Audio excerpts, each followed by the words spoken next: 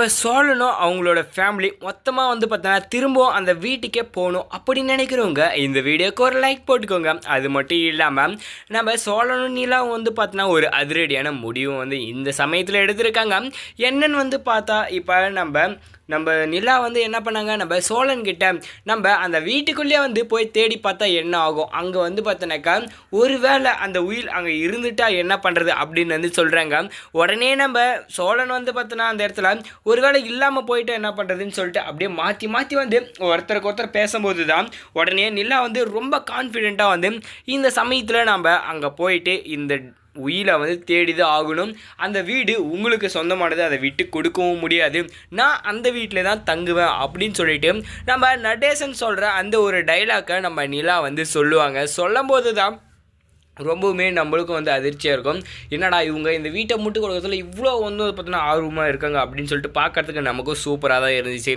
நம்ம நிலா இப்போ அடுத்த கட்ட வேலையை வந்து என்ன பண்ண போகிறாங்கன்னா, நம்ம சோழனை கூட்டிகிட்டு அந்த வீட்டுக்குள்ளே வந்து போக போகிறாங்க. அந்த வீட்டுக்குள்ளே போகும்போது நம்ம நிலாவும் சோழனும் போகிறத எப்படியோ ஒரு தற்சவமாக வந்து பார்த்தீங்கன்னாக்கா இந்த சண்முகம் வந்து பார்க்க போகிறாங்க. இந்த சண்முகம் பார்த்துட்டு என்ன பண்ண போகிறாங்கனாக்கா, யாரோ வீட்டுக்குள்ளே போன மாதிரி இருக்கே அப்படின்னு சொல்லிட்டு லைட் எடுத்துன்னு போயிட்டு அடித்து பார்ப்பாங்க. ஆனால் இருந்தாலும் அந்த இடத்துல வந்து அவங்கள வந்து கண்டுபிடிக்க முடியறதில்ல. நம்ம சோழனும் வந்து உள்ளே போயிட்டு அங்கே இருக்கிற ஒரு பொட்டியை திறந்து பார்க்கும்போது தான் வந்து தெரியுது, அதில் வந்து பார்த்தினாக்கா இந்த உயில் இருக்கக்கூடிய ஒரு விஷயமும்.